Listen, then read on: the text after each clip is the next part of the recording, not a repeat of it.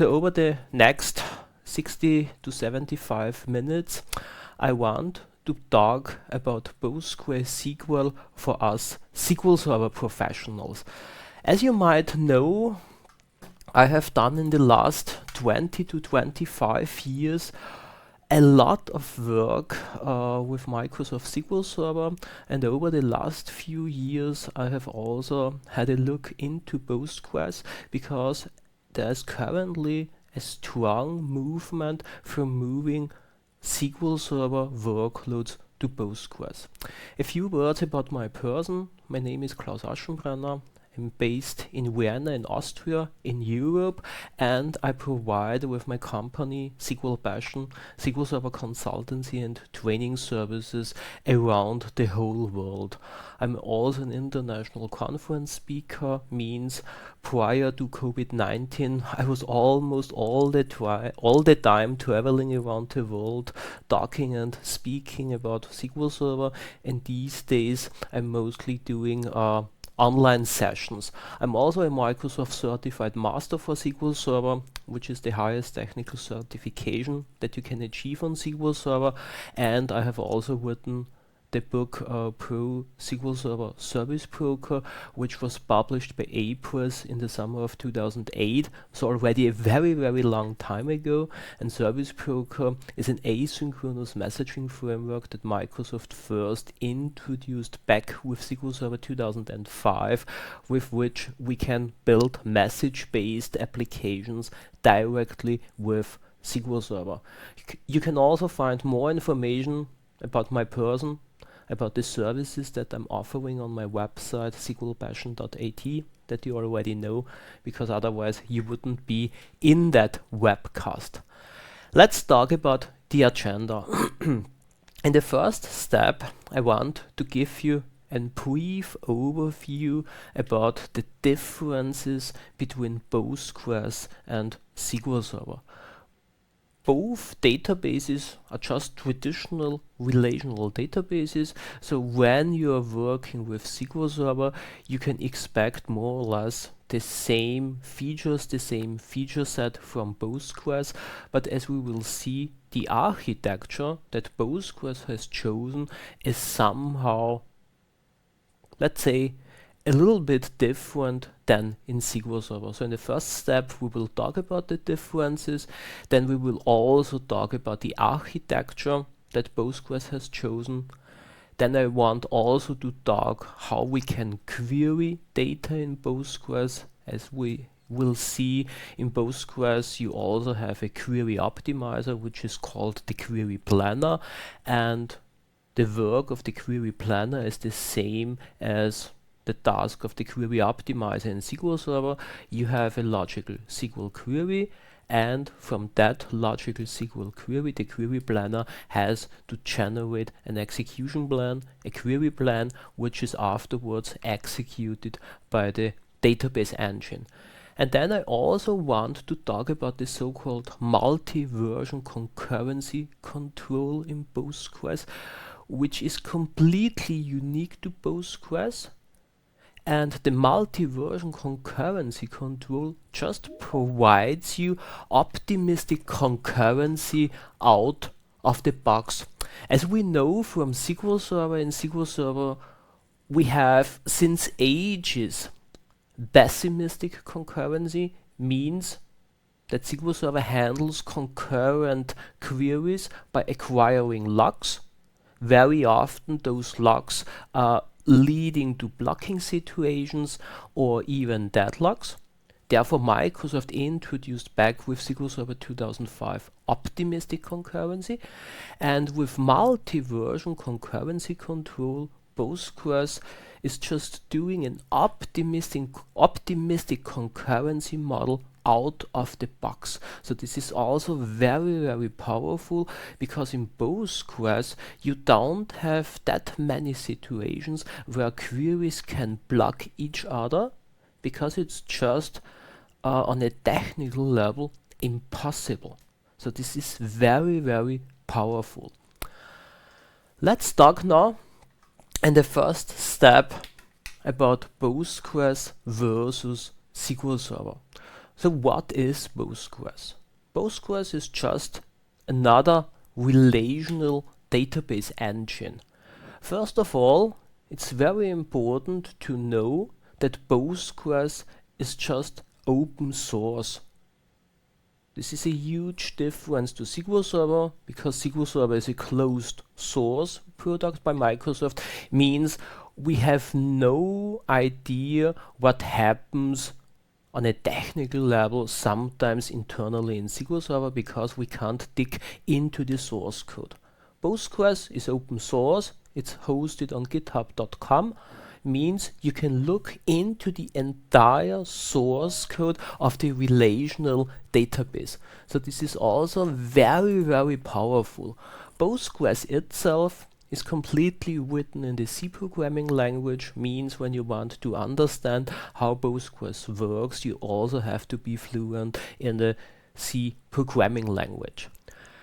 The whole source code base is maintained mostly by the community. So this is also a unique aspect of Postgres. Means there is no commercial company behind Postgres. Means every one of us is free to submit changes, patches to the source code base. Of course, those patches must be approved by the Postgres Global Development Group. But this is not a legal entity, it's just a group of people who are maintaining the source code base of Postgres. The first initial release of Postgres was in the year 1989. So a very, very, very long time ago, around 34 years. So Postgres these days is already very, very major, and Postgres provides you in some areas a better feature set than SQL Server. So this is also really, really amazing. When we think we also have SQL Server for a very, very long time, in the background we have a commercial company who is selling SQL Server, in our case Microsoft, but in some cases, in some aspects, Postgres provides you just a better feature set than SQL Server. Over the last few weeks, I have looked into SQL Server 2025, which will be released maybe later this year. And in SQL Server 2025, we have AI functionality, vector search, and Microsoft promotes vector search as the most powerful feature of SQL Server 2025. But the crazy thing is, you have those features of vector search already since years in Postgres. And when you look on the features, in SQL Server you are getting maybe so much features for vector search. But when you are looking into Postgres, you get a huge amount of features for vector search, which is much more powerful than in SQL Server. Just think about it. And it's just an open source database, means there's no commercial company in the background which is selling you licenses for Postgres. So this is also very important. When you are working with Postgres, it's completely free. Means you download Postgres, an installer for your preferred operating system. It runs on Windows, on Linux, on Mac OS. You can even run it on a Raspberry Pi, doesn't really matter. You download the installer, you install it, and you are ready to use. You can also build Postgres directly from the source code. Making your own changes, it's just up to you. And the current version of Postgres is the version 18, which was just released a few weeks ago in September. So what are the features of Postgres? Postgres is more or less just a relational database, means Postgres provides you the same features and in some areas much more than SQL Server. Means we have a relational database, we have a write-ahead logging, which is the transaction log in SQL Server. As I've already said, we have optimistic concurrency just by default. It's called multi-version concurrency control. So in Postgres there is no way to work with pessimistic concurrency because it's just not implemented in the relational database engine. You have a huge amount of functionalities in the area of high availability and disaster recovery. Means you can do the same things as with SQL Server availability groups. And as you know, with SQL Server, when you work with SQL Server availability groups, which features you are getting depends on the edition on which you are running SQL Server availability groups. So for example, when you want to read from a secondary replica in SQL Server, you have to use the Enterprise edition of SQL Server. And the Enterprise edition of SQL Server is the expensive one because it costs you a huge amount of money. If you are telling that someone who is working with Postgres, that person would tell you, just move to Postgres, because in Postgres, when you have secondary replicas in a high availability setup, you are always allowed to read from it. Just think about it. This is just a basic feature of Postgres. When you are setting up a high availability architecture, you are free to read from secondary replicas. Microsoft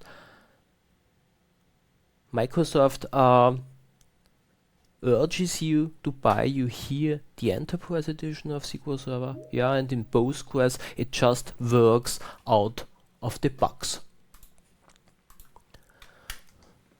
So let's switch now to Postgres and let's have a look on the first steps how we can work with Postgres.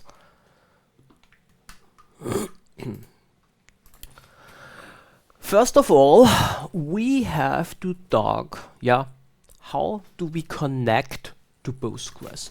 When we are working with SQL Server, it's very easy because we have SQL Server Management Studio.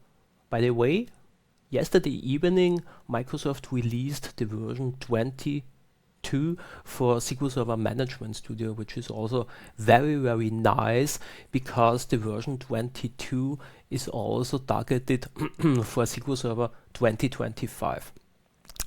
Let's have a look now how we can run Postgres.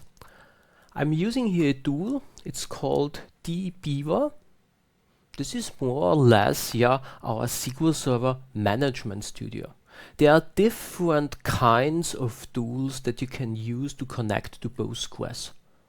You can also use Visual Studio Code. There are also other tools like pgadmin and so on. But my preferred way these days to work with Postgres is dbeaver. You can download the tool just for free from the internet. There's a community edition that I'm using here, and it doesn't cost you anything.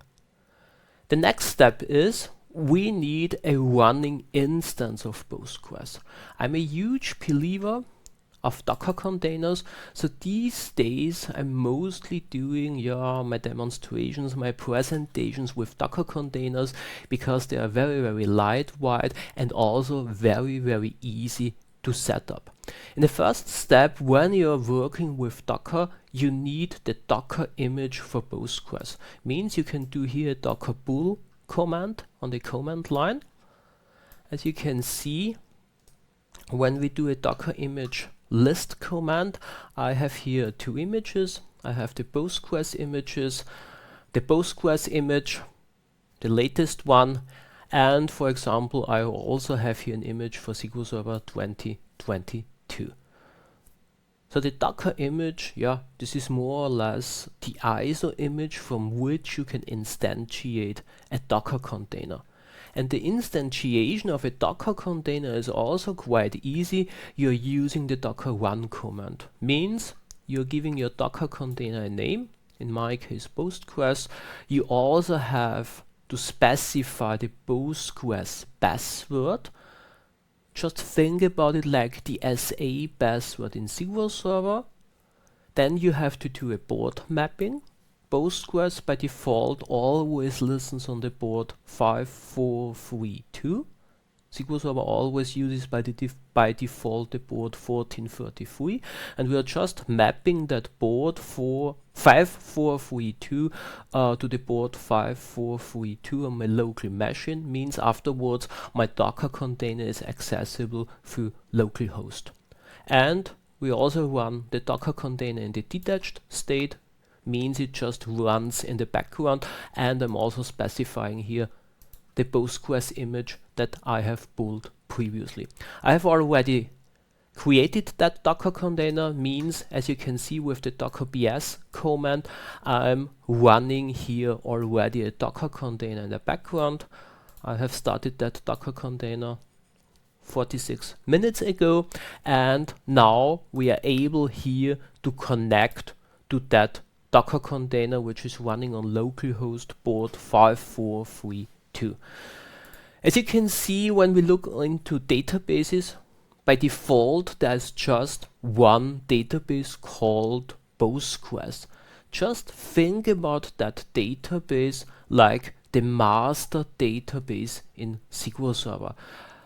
There are also other databases in the background like template 0, template 1. You can think about those databases as the model databases in SQL Server. Let's have a look on the server version. I'm highlighting here show server version. You can execute that command here or with Control Enter. And as you can see, I'm running here Postgres 18.0, which is based on Debian Linux. The next step, let's create a new database. It's the same as in SQL Server, we create a database with the create database command. The first thing that you can see here, there is no Go. When you work with SQL Server Management Studio, you always have that Go. That Go has nothing to do with SQL Server. This is a batch separator that you can specify in SQL Server Management Studio. Means it just separates the batches that you are submitting to SQL Server. Postgres doesn't know about a batch separator. But the very, very important thing is you must end each statement with a semicolon. In SQL Server, we don't need to end each statement with a semicolon. There are some statements which need a semicolon, but you don't need it. Here in Postgres, you have to end each statement with a semicolon. So the semicolon is more or less your batch separator. So let's execute that. So we have created that database. Means when we refresh here, you see we have created that database, test database. The next question is now how we can use that database. In SQL Server we have the use statement, and with the use statement we are able to switch database contexts. Postgres doesn't support a use statement. So when we try to use here that database, we just get an error, syntax error. This is also very, very important. You can't change your database context. As you can see here, I'm currently connected with the user public to the database Postgres. Means we have to change here now our database context to the test database. We will also see later why we can't switch database context in Postgres. There's a technical reason behind that. So we are now in the test database, and now we can just create traditional tables as you know it from SQL Server. So we have here data types, more or less the same data types in SQL Server. We can insert records into those tables. We can select from those tables, as you can see. Nothing fancy, nothing special here. Just a simple insert, a simple select, it just works. In Postgres we also have a huge amount of additional system views. As you know, in SQL Server we have the schema sys, means in sys.tables you find all your tables, in sys.columns you have all the columns, in sys.databases you find all your databases. Postgres also has those features with tables or views which are starting with bg underline. In bg underline class, you find, for example, all your different objects that you have created in your database. So when we restrict here on a relation name, a relation is a table in Postgres, we can return more information about the table that we have created. So as you can see, we have the name of that table, we have a size, 8 kilobytes, and also very important, each object that you have created in Postgres has an internal ID called an OID, object identifier. It's just an ever increasing integer value. Means the table that we have created here has been assigned that ID of 16389. You can also see here more information, how many tuples, means how many records you have in that table. Currently we have here no information because we haven't rebuilt the statistics after our insert. So this is also a little bit different to SQL Server. But as you can see, yeah, this is more or less just a relational database, nothing special here.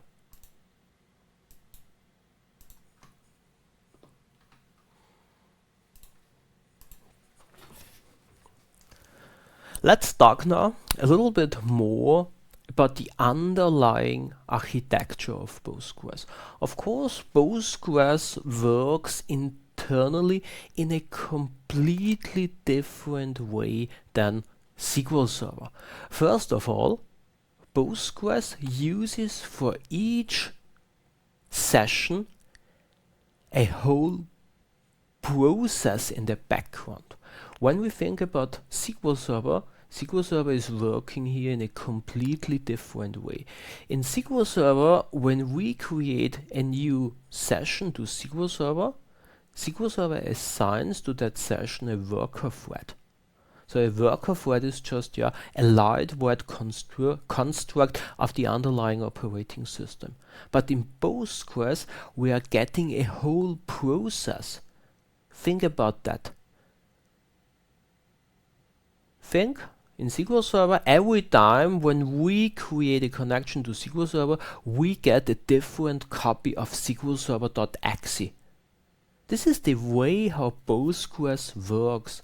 Every time when we create a new connection, we are forking the Postgres process, means we are making a copy, and that copy of that process is assigned to that connection, to that session. That's also the reason why you can't switch database contexts, because your connection is always bound to an underlying process, and the process is always bound to a database. So this is a huge difference.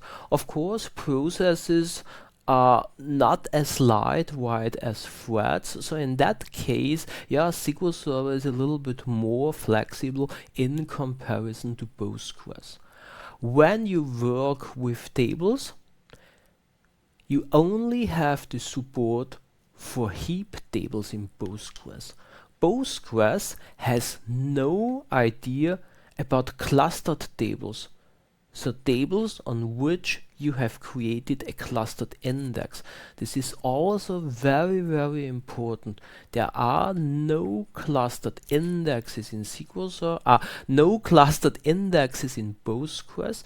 Means every table in Postgres is just a heap table by design. You can't create a clustered table. So this is also very important. So the table that we have created previously, this is just a heap table. A heap of records which are not sorted physically in any way.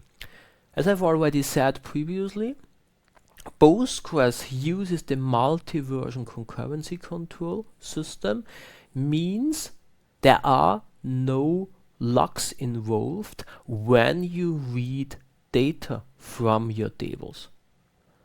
When you change data in Postgres, of course you have exclusive locks. So every time when you insert, when you change, when you delete a record, that record is exclusively locked with an exclusive lock. But when you're reading data, there are no shared locks involved. This is very, very important, because with no shared locks involved, there are no blocking situations between readers and writers and between writers and readers. Means an insert, delete, update statement can never ever block a select statement, and a select statement can never ever block an insert, update and delete statement. Means you also have less deadlocks in Postgres, because you are not locking that much resources in Postgres. We will also see later how Postgres ensures that you still read consistent records without acquiring any shared locks. So in Postgres there is also no way to get dirty reads. In SQL Server, getting dirty reads is quite easy. You're working with the isolation level read uncommitted, or you are using the query hint no lock. Postgres has no way and also no support for the isolation level read uncommitted, because it's on the technical level not even possible to perform or to read uncommitted data. That's not possible. And another key difference of Postgres is the fact that the transaction log, the so-called write-ahead locking, is across all your databases on your Postgres instance. This is also a huge difference to SQL Server. In SQL Server, when you create a database, you have your data file, your MDF file, and you have your log file, your LDF file. You have that for each database. In Postgres, you create a database, you have data files for that database, but you have one so-called write-ahead log, so one transaction log for all your databases across your whole Postgres installation.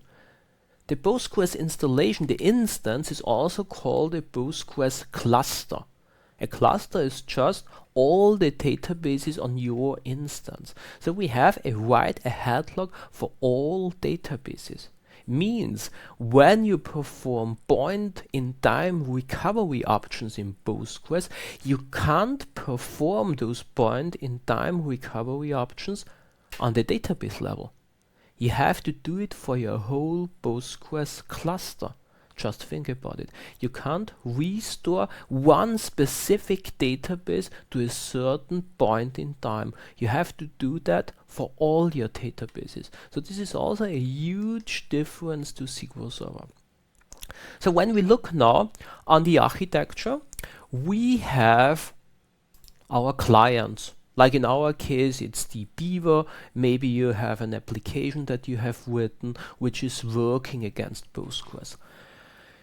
When we start up Postgres, we get the so-called postmaster process. So this is the main process which handles incoming connections and so on. And every time when we get an incoming connection, Postgres just makes a copy of the postmaster process.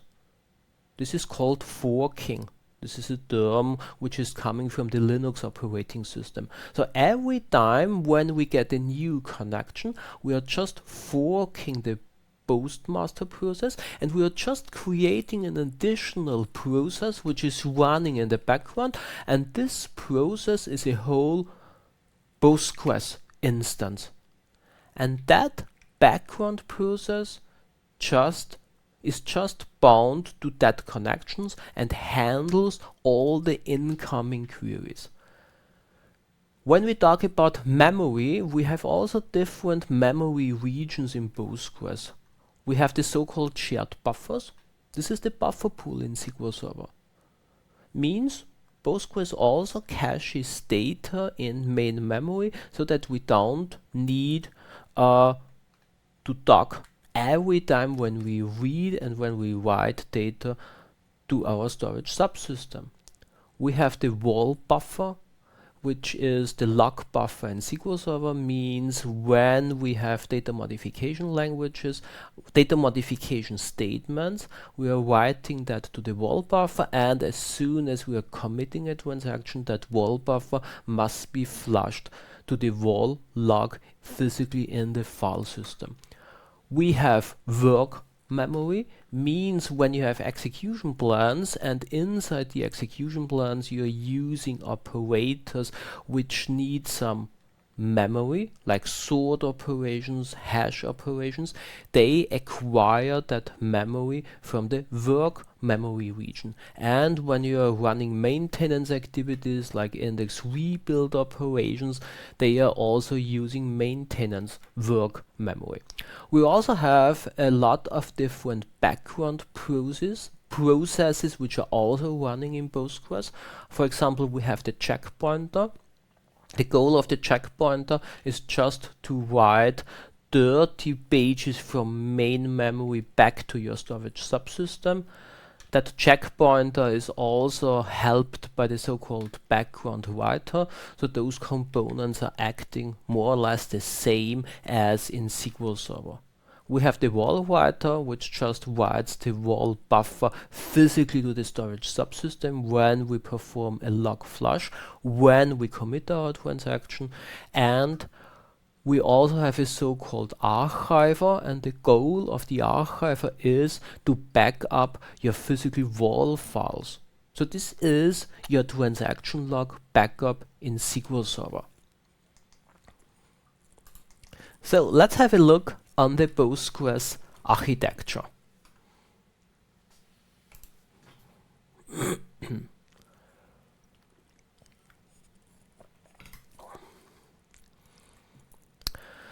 First of all, I want to show you how Postgres stores the data inside your storage subsystem.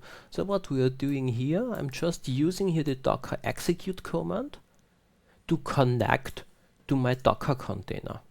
So let's do that.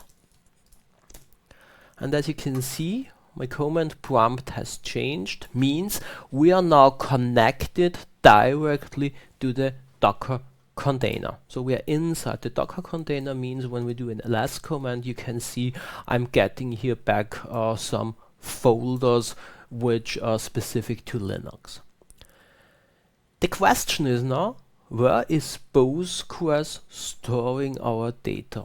When you install Postgres, there is an environment variable called bgdata. And bgdata just tells you in which folder your data is stored.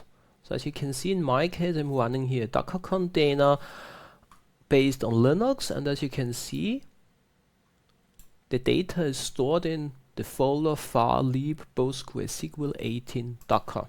Let's go to that folder. Let's go to bgdata and do again an ls command. And those is your installation of Postgres. So as you can see, we have here a huge amount of different directories. We have a base directory. Inside that base directory, we will find our individual databases.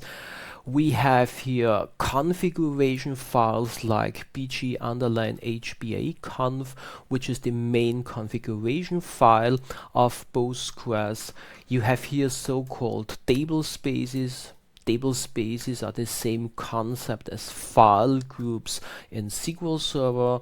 We have the bg_wall directory, in which we have the write-ahead locking for the whole Postgres installation, and you have here also other configuration files like PostgreSQL You have a bg version file, also very important. Just think you want to know which version of Postgres you are currently running. Let's do a cat command, and as you can see, the output is quite simple, 18. So this is the data folder of your Postgres installation. Let's have a look to the ViewBG database. Let's have a list, let's list all the databases which are not template databases. So databases that we have created. We have created one database, our test database, which is returned here. We also have the Postgres database, which is always there by default. And as I've already said, each database, each table is uniquely identified internally with an object ID, OID. And as you can see, our test database has an OID of 16388. Let's have a look now in the file system into that database. As I've said, all the databases are part of the folder base. So let's go to base. Let's do an ls command. And as you can see, we have here a few subfolders. And of course, we have one subfolder for the database 16388. Let's go to that one. And as you can see, when we do here again an ls command, we are getting back a huge amount of different files. This is also completely different as in SQL Server. As we know, in SQL Server, we have by default one big fat MDF file, and you have the log file. As we've already said, the log file is completely differently handled in Postgres because we have a write-ahead logging for the whole cluster. But the tables, the indexes that we are creating, the content of those objects are stored in individual files. Just think about it. You're not dealing with one big fat file. No, for each table, for each index, you are getting separate files. So this is also completely different and unique to Postgres. And that's the reason why we have here so many different files. Of course, when we create a database, there are also some system tables, system indexes. And for each table, for each index, we are getting here some files. We have here also some system files, like the free space map, which is more or less the same as the page free space in SQL Server. We have a so-called visibility map file. So it's just a completely different way how Postgres structures and stores your data. In SQL Server we have just an MDF file, maybe we have additional NDF files, but in Postgres each table, each index gets its own individual files in the file system. Let's create here another table.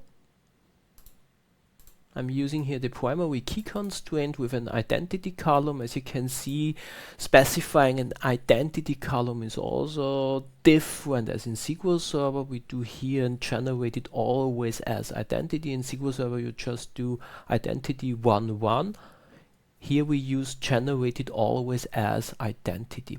And what I'm doing now here, I'm inserting now into that table 30 million of records. So a huge amount of records.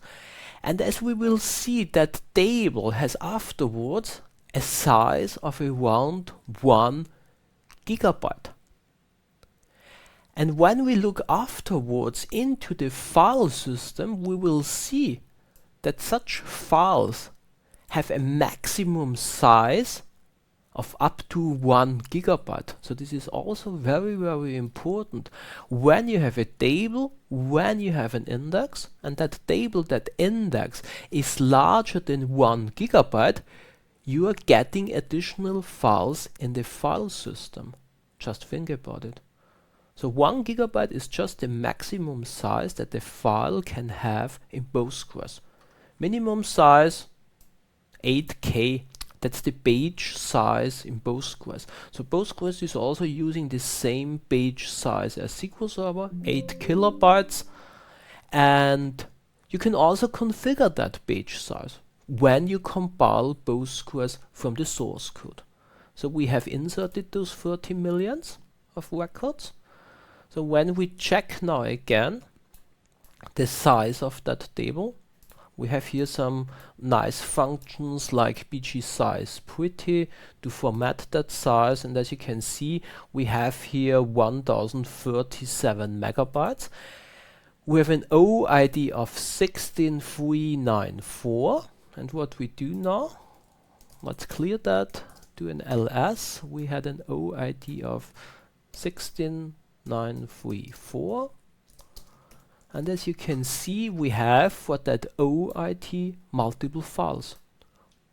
We have the first data file with the first gigabyte of data, and then we have a .1 file. And that .1 file stores the next gigabyte. A .2 file stores the next gigabyte, the .3 file stores the next one, and so on and so on.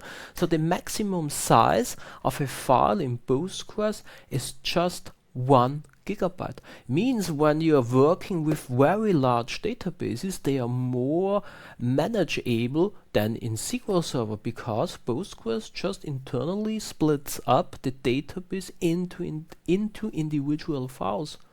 Means when you want to move them from one system to another system, it's somehow easier because you can move those files individually instead of working maybe with a file with, let's say, 1 terabyte of content. I've already seen that. I think the largest data file in SQL Server that I have seen was 10 terabytes. Good luck with that file. So in that case, Postgres is much easier because the files are much more manageable as in SQL Server.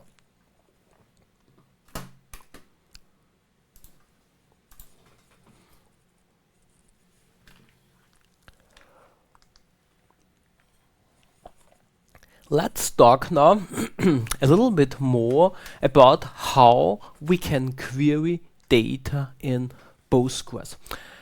As I've already said, one key difference of Postgres is just the fact that in Postgres we only have heap tables. There is no support for clustered indexes, no support for clustered keys. So this is very, very important. And as we already know from SQL Server, when we deal with heap tables, in a heap table, data is always stored with no sort order. If you want to have a sort order in Postgres, you have the so-called cluster command. With cluster command, you can rewrite your heap table, but as soon as you change the data again, the data is not aligned to your chosen sort order again. So this is also very, very important. There is no sort order. There are also different kinds of indexes available. The most classical index that you're mostly using is the B-tree index, which is more or less the same as the non-clustered index in SQL Server. You also have so-called hash indexes that you might know from in-memory OLTP in SQL Server, which was also introduced, I think, in SQL Server 2012 or 2014. I don't remember the exact version anymore, but hash indexes are also very, very important and powerful in Postgres. They are also working with traditional tables. In SQL Server you have to work with memory optimized tables to be able to use hash indexes, so this is completely differently handled in Postgres. And there are also some other indexes, additional indexes, when you're working with text data, when you're working with JSON data. So for example, in SQL Server 2025, we have finally a JSON data type. In Postgres, you have JSON support since years. Just think about it. This is just a common feature of Postgres, JSON support. In SQL Server, we had to wait for the version 2025 to get JSON support. Just think about it. As I've already said in the beginning, we have also execution plans in Postgres. Of course, they are called query plans. and we have a query planner in Postgres. And this is the query optimizer in SQL Server, means the query planner just compiles you for a logical SQL statement the physical execution plan. So it works more or less on a high level concept the same as in SQL Server. Of course, internally they are doing completely different things, but from a high level perspective, the query planner takes your logical SQL statement and generates, based on statistics, based on the available indexes and so on, just your physical execution plan. We can also look on that execution plan. We have an estimated execution plan and an actual execution plan. The same as in SQL Server. When you want to know what Postgres is doing for a given query without executing the query, you can request the estimated execution plan. And the estimated execution plan is requested with the explain command. So you are just telling Postgres, please explain me what you would do when I execute that query.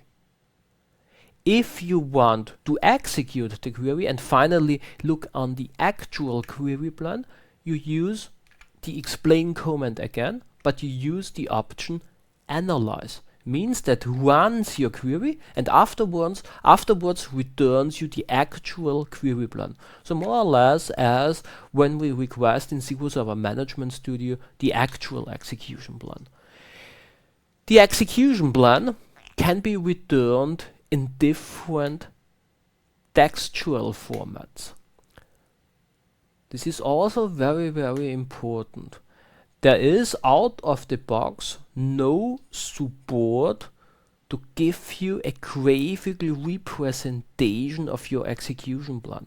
When we think about SQL Server also returns you the execution plan as a huge XML document, and that XML document is just visualized by SQL Server Management Studio. So SQL Server internally has no idea about that graphical representation. This is a feature of SQL Server Management Studio. And more or less the same happens with Postgres. Postgres returns you the execution plan in one of those formats like XML, JSON, text format, and then you can use other tools to visualize that execution plan. One of my favorite tools is the website explain.talibo.com. Means you take the JSON that Postgres returned you passed it in, and afterwards that website returns you a graphical representation. Means inside the Beaver there is no way to visualize an execution plan. The problem of Talibo is when you submit JSON to visualize the execution plan online on that website, they are processing your data. Means when you have sensitive information in your execution plan, not so good. Therefore, there's also the possibility to perform an offline installation so that you can offline visualize your execution plans when you're dealing with sensitive information. I have here a screenshot. I will also show you that one later, and as you can see, this is a traditional execution plan. As you can see, we have here operators like a sort operators, we have parallel hash joins, a sequential scan, and so on. When we think about SQL Server, in SQL Server we read an execution plan from right to the left. When you look on the output of explain Talibo, you can see that we read that execution plan from the bottom to the top. So you also have to change a little bit how you read that execution plan. You're reading execution plans from bottom to the top. So this is also a little bit different as in SQL Server, because SQL Server Management Studio visualizes you the execution plan from right to left. Therefore, we read the execution plan from right to left, but in Postgres, we are just reading it from the bottom up to the top. So this is also important. When we work with B-tree indexes in Postgres, we have different operators how we can access the data in B-tree indexes. The easiest operator is a sequential scan. The sequential scan is the table scan in SQL Server, means we are reading all the data from a heap table. Maybe we have a predicate to evaluate, which just returns the qualifying rows. A sequential scan never ever scales with the amount of data, means when the table has the double amount of data, the sequential scan takes the double amount of time. It's the same problem as with a table scan operator in SQL Server. With an index scan, the index scan is the access operator of an additional B-tree index that you have created in Postgres. You can think about it like accessing a non-clustered index in SQL Server. One key difference here is Postgres doesn't make a differentiation between scan and seek operations. In SQL Server, when you access a non-clustered index, you have seek operations and you have scan operations. A seek means you are using the navigation structure of an index to find qualifying rows, and a scan operator just means you're scanning the whole leaf level of a non-clustered index. In Postgres, we have for both operations the same data access operator. An index scan means we are seeking to the first qualifying row through the index, and then we are just scanning to the end of the range. In the worst case, or in the best case, we are just seeking to the first value and we just return that first value as efficient as possible. We have also so-called index-only scans. An index-only scan is a covering non-clustered index in SQL Server, means when you have a covering index defined, you can return all the data directly from that index without performing lookup operations against the base table. That's the index-only scan. In the index scan that I have mentioned previously, when you have qualifying rows, sorry, when you have qualifying rows, Postgres has to perform for each qualifying row a lookup operation, the same as with SQL Server. As we know, lookup operations are not very fast. Therefore, an index scan also doesn't really scale, and that's the reason why we have index-only scans. It's just a covering non-clustered index in SQL Server. And in addition, we have also so-called bitmap index scans. This is a completely new data access operator, data access method that is unique to Postgres.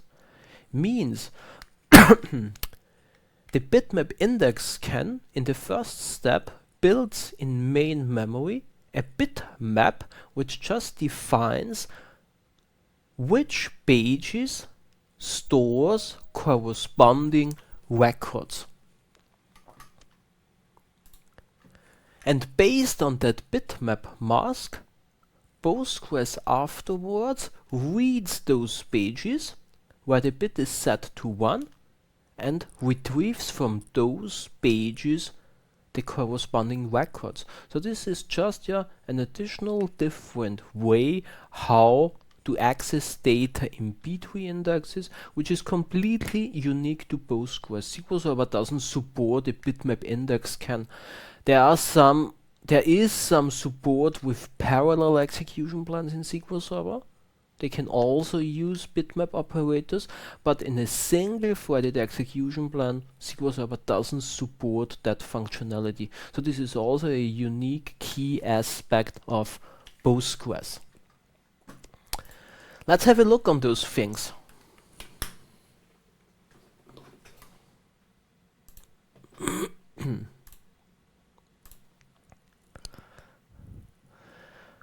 Let's create here a new table.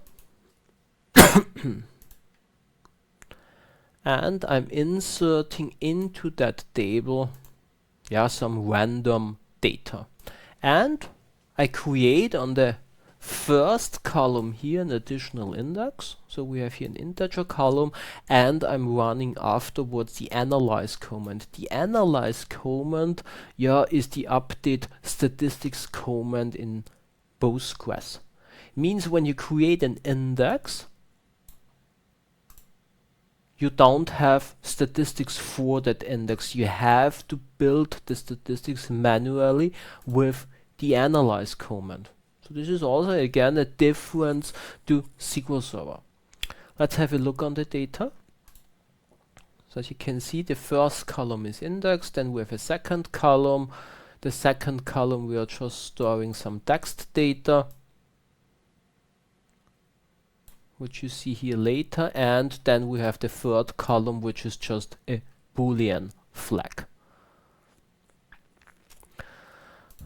Let's do a count star from that table. As you can see, we have 100,000 records. And now let's have a look on the estimated query plan. So we're just using the explain command. So we are telling Postgres, please explain me what are you doing when you execute that query. And as you can see, the execution plan, the query plan is quite simple.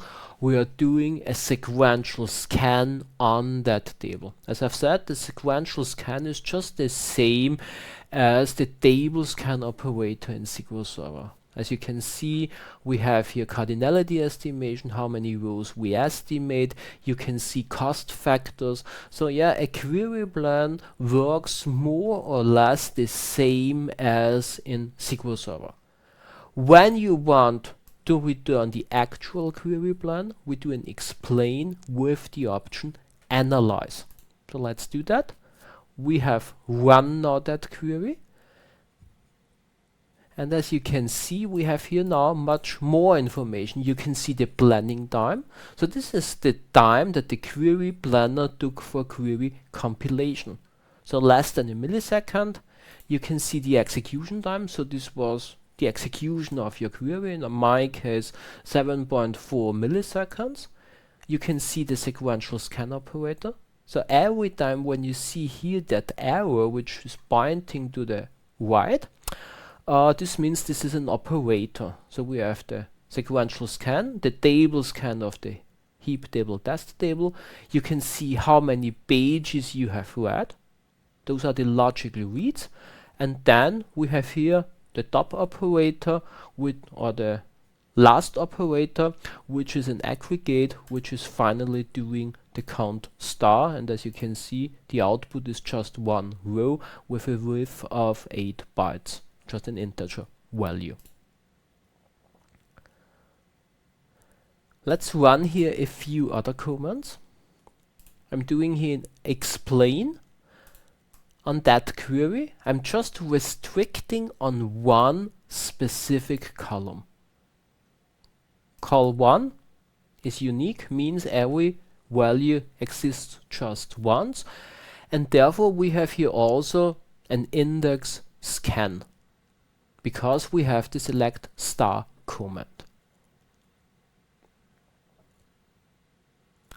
Let's have a look on the bitmap index scan. I'm returning now from that table 199 rows.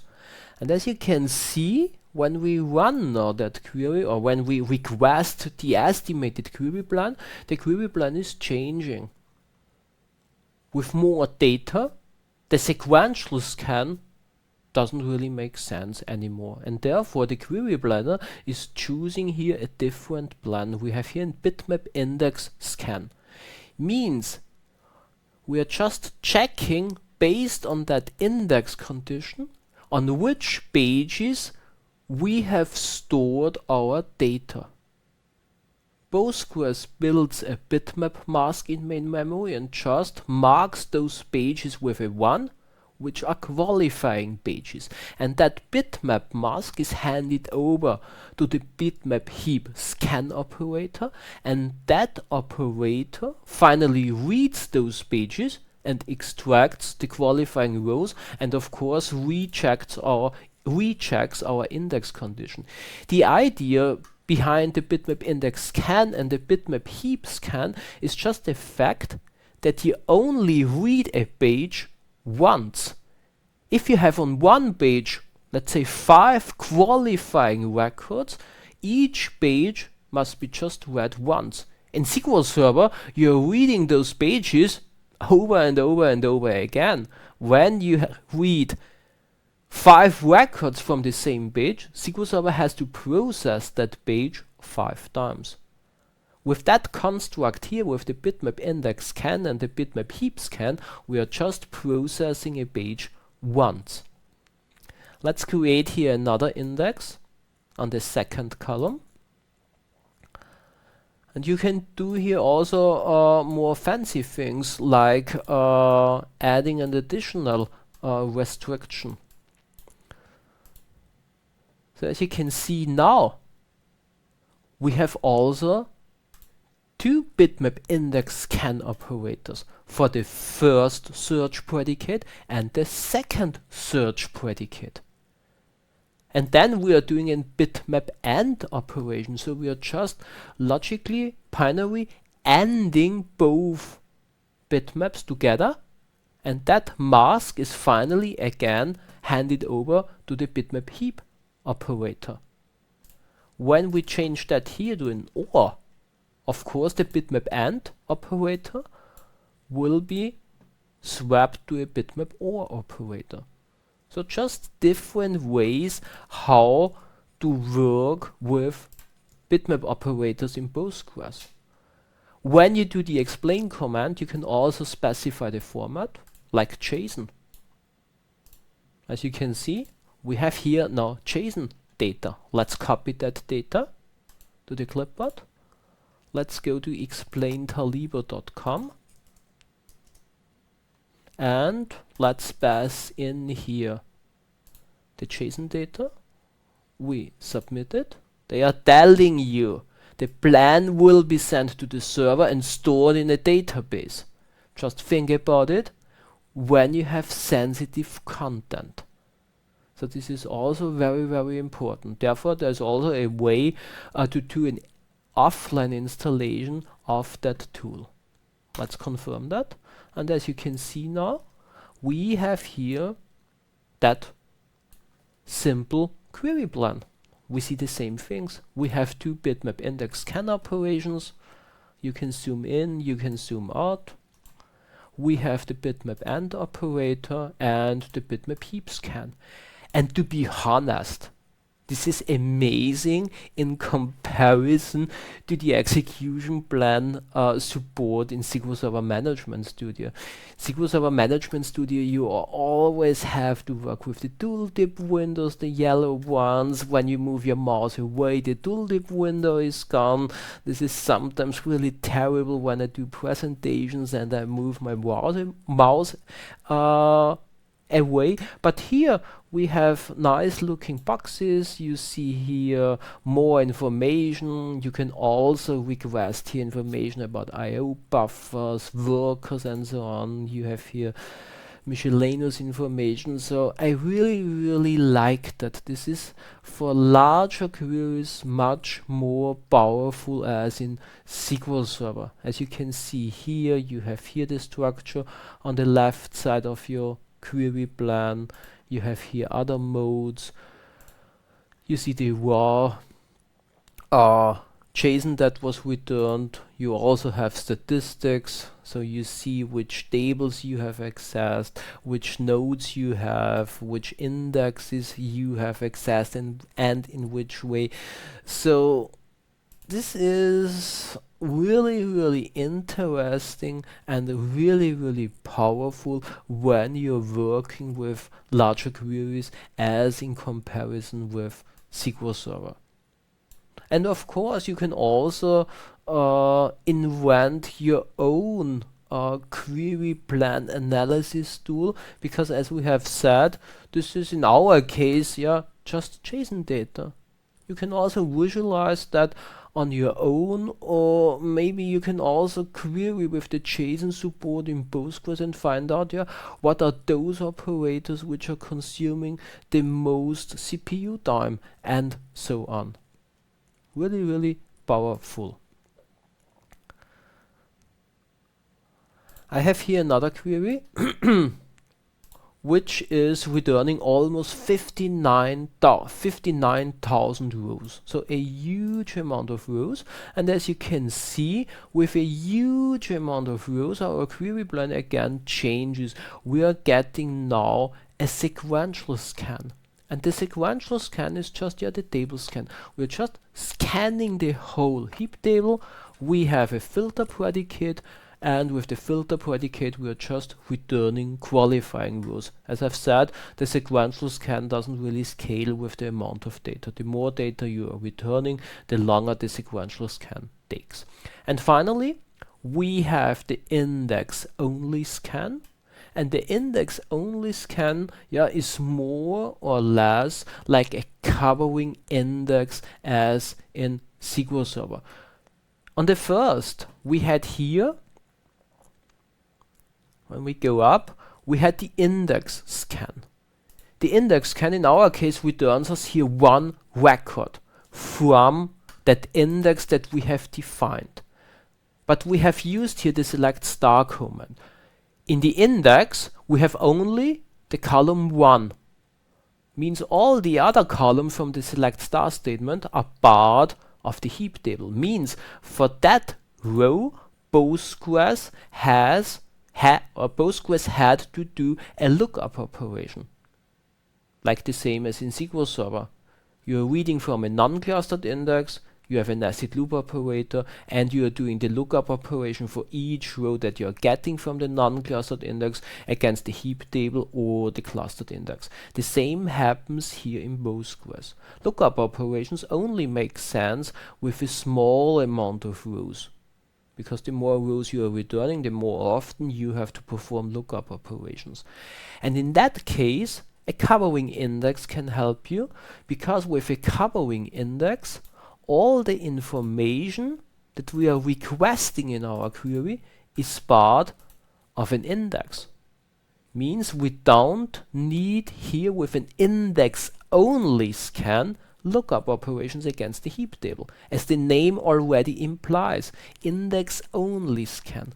We are only reading that index. We are not reading anything from the heap table, because all the columns that we are requesting here are part of that index that we have defined. As you can see, instead of the select star command, I'm doing here a select column 1. Column 1 is indexed, and therefore we can perform the index only scan. When you create indexes in Postgres, you can also include columns in the leaf level of your index, so that Postgres afterwards can perform those index only scans.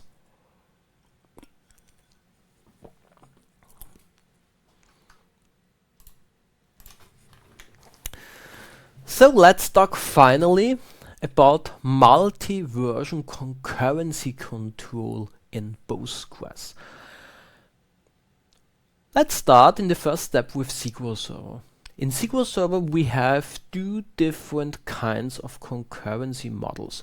We have pessimistic concurrency, which is there since the inception of SQL Server, and we have optimistic concurrency, which was introduced back with SQL Server 2005. With optimistic concurrency, every time when you change a record, SQL Server copies the old version over to the version store, which is stored in tempdb. Means when you read records, SQL Server doesn't need to acquire shared logs anymore, because we are just transparently reading the old version from the version store.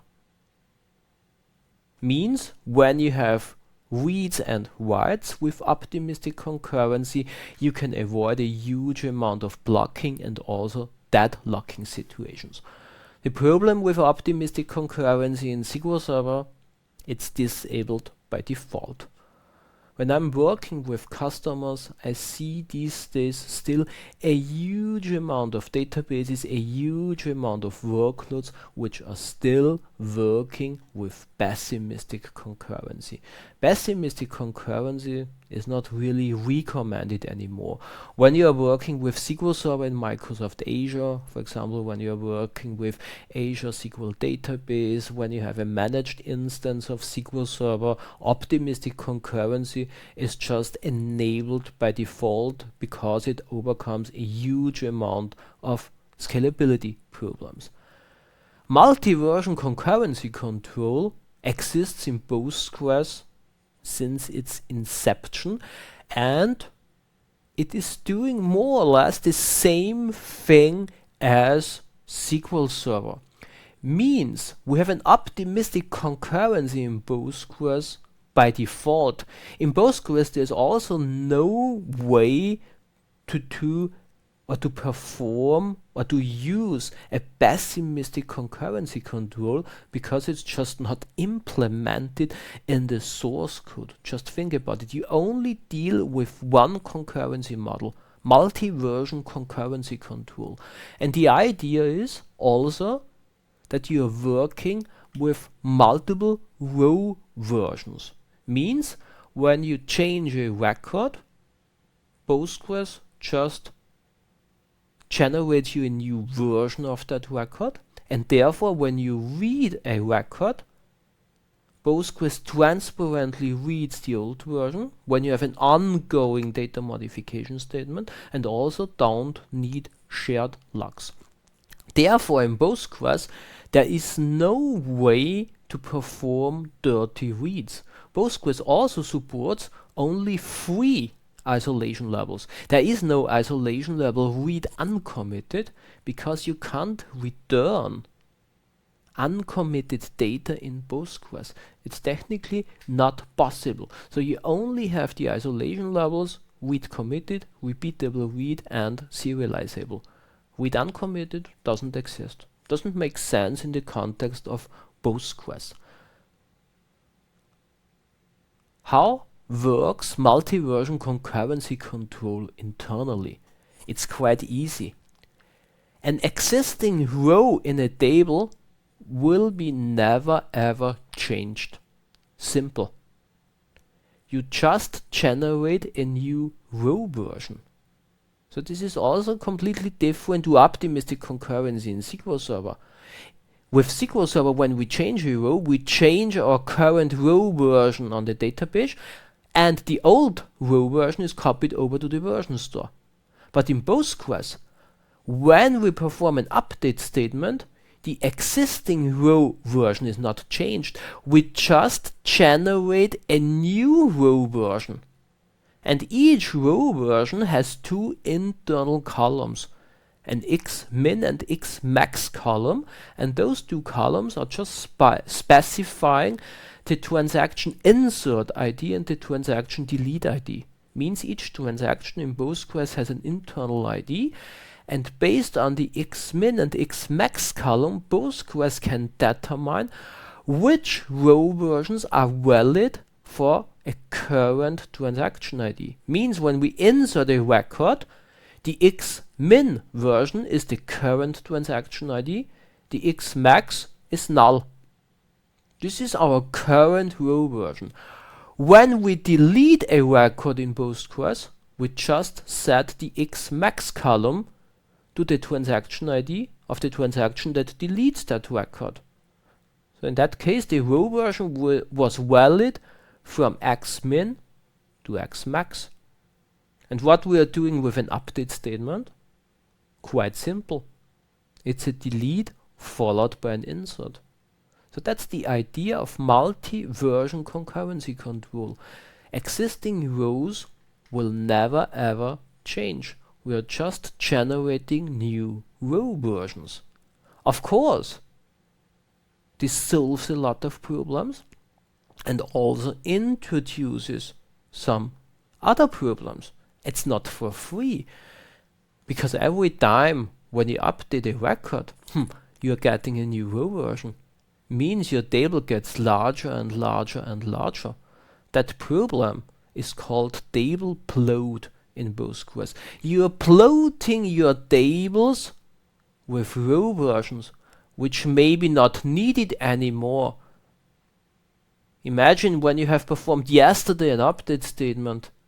You don't need those old row versions anymore because no active transaction references those row versions anymore. Therefore, we need a mechanism to get rid of those old unused row versions. And that's the so-called vacuum process in Postgres. That's a background process which just runs periodically in the background. It can be configured through the PostgreSQL conf file that I have mentioned previously when we looked into the file system. And in addition, you can also manually vacuum your tables with the vacuum command. So this is also very important. Multi-version concurrency control is not completely free. It solves a huge amount of problems, but it also introduces table bloat. Your tables are getting larger and larger over the time. You also have to think about that one. Let's have a look on that one.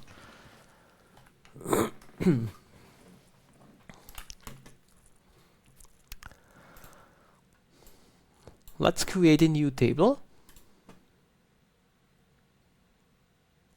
And let's begin a new transaction with the begin transaction statement, and let's insert here a record. With bg current transaction ID, we can return our current transaction ID. In my case, it's 776. Let's have a look on that table. You can look on those xmin and xmax columns when you specify them explicitly in your select statement. Let's do that. As you can see, that row version goes from the transaction ID 776 to 0 or null. This is our current row version. And what we do now, I'm taking here a second select statement. I create a new connection. And now I want to read. Of course, we have to change the database context. I want to read. We have here an ongoing transaction. Begin transaction, no commit, no rollback. Means we have here an exclusive lock on that record. That record is not yet committed. In SQL Server with pessimistic concurrency, that statement would block, because SQL Server requires here a shared lock. The shared lock is incompatible with the exclusive lock, so it just blocks. Let's run that statement. It returns you a result. Of course, the result is empty, because the row that we are inserting is not yet committed. But it returns you a result. That select statement is not blocking. Just think about it. It's not blocking. It's not blocking. Let's commit the first transaction. Let's run our statement again. We see that record. Those are the semantics of the isolation level read committed, solved with multi-version concurrency control. Let's perform an update. I begin a new transaction. I'm changing column 2 of that record. Let's have a look on our transaction ID. 777. Let's have a look into that table. We have a new row version. That row version is valid from 777 up to the future. Let's run our statement in the second transaction, or in the second query window again. Which row version do we get? The new one or the old one? Of course, we are getting the old one. which is now valid from 776 to 777. As you can see, the Xmax column has changed. But we are not getting back the uncommitted row version because that would be a dirty read. When we roll back that transaction, that row version has never ever existed, logically. So we have here no dirty reads. When we now finally commit our transaction, and we run our second statement again, we can see the new row version. Again, without blocking. Let's delete that record in an explicit transaction. Let's have a look on the transaction ID, 778. Let's have a look into the table. The table is empty. Let's run our select statement. We still see the old row version because the delete wasn't yet committed. Of course, the Xmax column again has changed. When we finally commit our delete and we run the second statement again, we see again the empty table. So those are the basics of multi-version concurrency control. It's more or less the same thing as optimistic concurrency in SQL Server, but as I've said, with multi-version concurrency control, existing rows will never ever change anymore. Existing rows will just get new row versions, and therefore you are getting that problem of table bloat.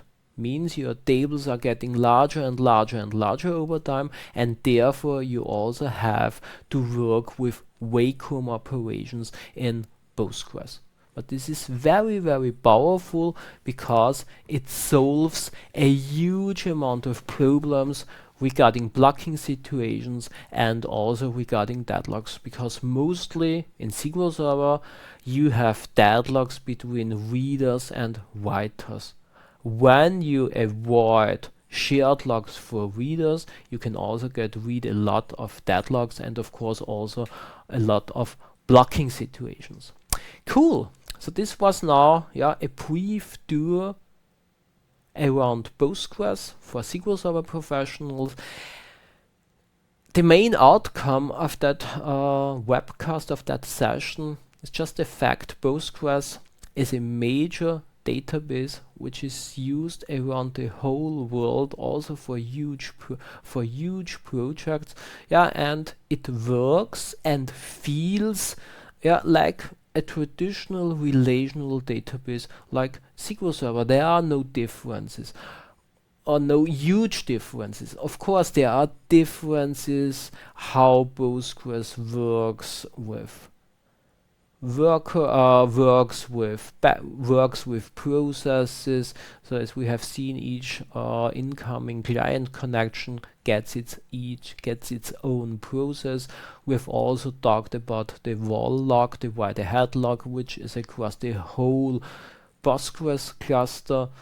We have talked about the multi-version concurrency control. So yes, there are differences to SQL Server, but more or less it's a traditional relational database. And the cool thing about Postgres is just the fact it's open source. You can look into the source code to get a better understanding what Postgres is doing. In SQL Server, you have to rely on the official documentation from Microsoft, you have to rely on other blog postings, or in the worst case you have to reverse engineer SQL Server. But here with Postgres we can just look into the source code, which is great for me because I want to fully understand internally what a database is doing, because this helps me to explain concepts. And for you it's also very, very important that Postgres, it's free. It doesn't cost you anything. You just download it, you install it, you use it. You don't need to pay any licensing costs to anyone. It's completely free and it supports a huge amount of features, and in some areas it's much more powerful as SQL Server. I would never ever thought years ago that I would say such a statement, but it's true. Postgres in some areas is much more powerful than SQL Server, especially regarding high availability and disaster recovery, because you can use every existing feature without thinking about an addition of Postgres that you are using. There are also even no additions. There's no standard enterprise or developer edition.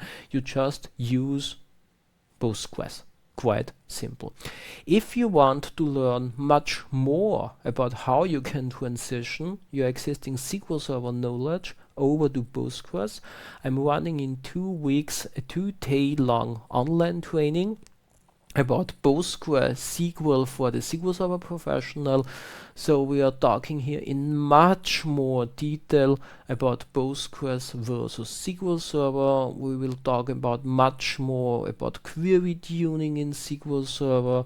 I will also talk in much more detail about the multi-version concurrency control. I will also cover high availability, disaster recovery, backup strategies. So in just 2 days, I want to show you how you can transition your SQL Server knowledge over to Postgres. You can find more information about that online training on my website, SQLpassion.at, and if you send me an email, if you're interested in attending, I can also provide you a 10% discount code. So, thank you for watching this webcast. It was a lot of fun to talk today to you about Postgres, and maybe we will see each other in 2 weeks in my online training about Postgres. So thanks, enjoy your remaining day or night, depending on the time zone in which you are located, and let's have fun in the future with Postgres. Thank you.